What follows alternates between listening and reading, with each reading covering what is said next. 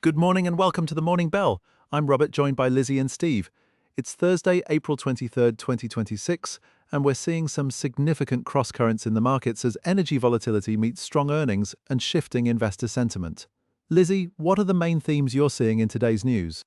Thanks, Robert. The dominant story this morning is definitely energy sector volatility, and it's creating ripple effects across multiple industries. Oil prices continue climbing due to the ongoing Hormuz impasse, and we're hearing some pretty stark warnings from analysts. One analyst is calling oil an absolute disaster over the next 2 months, which is creating real pressure points in the market. What's particularly interesting is that energy stocks have been outperforming the broader market in 2026, but there's growing concern that the Iran situation could actually start eroding those gains. We're also seeing this play out in real time with airlines. American Airlines just cut their 2026 earnings projections, specifically because of the surge in jet fuel costs, though they did report record revenue as strong travel demand is helping offset some of that fuel expense. On the corporate front, we've got some notable moves happening. Warren Buffett apparently dumped 77% of his Amazon holdings to buy into a surging media stock, which is a significant portfolio shift. Keurig Dr Pepper is rising on an earnings beat driven by cold drinks, and Blackstone pulled in $69 billion despite a slump in private capital returns, which shows institutional money is still flowing even in challenging conditions. That energy situation sounds like it could be a major headwind. What does this mean for traders and investors navigating these cross-currents?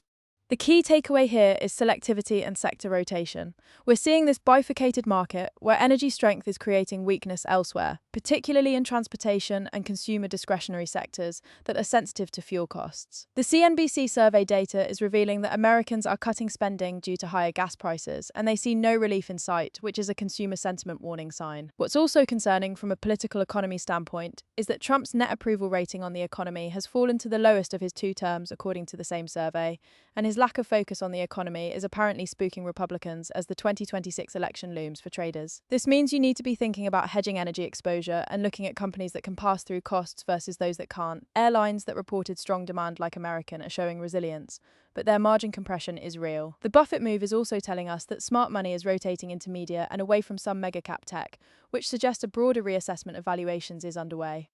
Let's look at the technical picture. How are the major indices positioned right now? Looking at the technicals, the S&P 500 is showing some vulnerability after what's been a rocky start to 2026.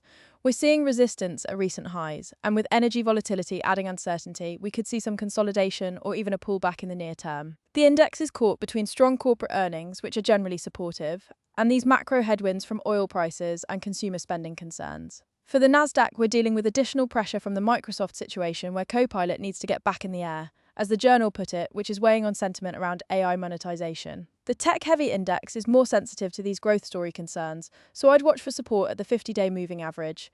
The Dow is actually showing relative strength because of its heavier weighting in industrials and financials that can benefit from certain aspects of this environment. But even there, the energy cost pass-through question matters. Overall, I'd characterize the technical setup as cautious, with indices needing to digest recent moves and waiting for either a catalyst to break higher or a trigger that confirms a deeper pullback. That's helpful context. Now let's turn to crypto markets. Lizzie, what are the latest trends you're tracking there? The crypto market is showing some genuinely bullish momentum right now, particularly for Bitcoin. We're seeing renewed buyer conviction with BTC pushing towards $79,000 and actually testing the 80,000 level. The crypto sentiment index has soared to a 3-month high as Bitcoin holds above 77,000, which is a psychologically important support level. What's really significant here is the institutional side. BlackRock is dominating Bitcoin ETF inflows, which tells us that professional money is still accumulating despite the price being near 11-week highs. We've also got some interesting developments on the government and corporate side. The US military is actually running Bitcoin nodes now, viewing crypto as powered projection versus China, and Trump-linked American Bitcoin just deployed over 11,000 new ASIC miners, which boosted their stock 12% and adds to network security. For Ethereum, the picture is more mixed. We saw Ether taker volume rise 72% as traders target a liquidity gap at $2,600 and ETS staking just hit record levels. However, there's a warning that Ethereum risks a 10% decline versus Bitcoin despite that record staking. So the ETH-BTC ratio is something to watch closely. Solana is being included in a new ETF alongside Bitcoin and Ethereum from market maker GSR, which gives it more institutional legitimacy, but it's largely following the broader market and facing some profit-taking pressure. What's your read on institutional versus retail positioning in Bitcoin right now? The institutional story is clearly driving this rally. BlackRock's dominance in ETF inflows is the headline, But we're also seeing strategic corporate moves like the American Bitcoin mining expansion, which signals long-term conviction. The fact that Bitcoin's Bull Score Index just exited bear territory for the first time in 6 months suggests that the technical foundation is strengthening alongside this institutional accumulation. On the retail side, sentiment is improving with that 3-month high in the Crypto Sentiment Index, but retail seems to be following rather than leading this move. What's interesting is that derivatives data is pointing to further upside even after Bitcoin reclaimed 79,000, though some analysts are calling this rally a squeeze rather than a fundamental shift, which is worth noting. The risk factors we need to watch are profit-taking near the 80,000 psychological level, rising oil prices weighing on risk assets broadly, and those Pentagon inflation warnings that could impact appetite for volatile assets. For next week, I'd say Bitcoin is cautiously bullish with upside targets of 80 to 82,000 if momentum continues, but using 77,000 as a key support level. Ethereum is neutral to slightly bearish with that 10% downside risk versus Bitcoin, though the 2600 target is in play if we get strength. Solana is neutral and likely to track Bitcoin's direction without a strong catalyst of its own. Thanks, Lizzie and Steve, for those insights today as we navigate these cross-currents between energy volatility, corporate earnings, and crypto momentum. The importance of selectivity and risk management can't be overstated.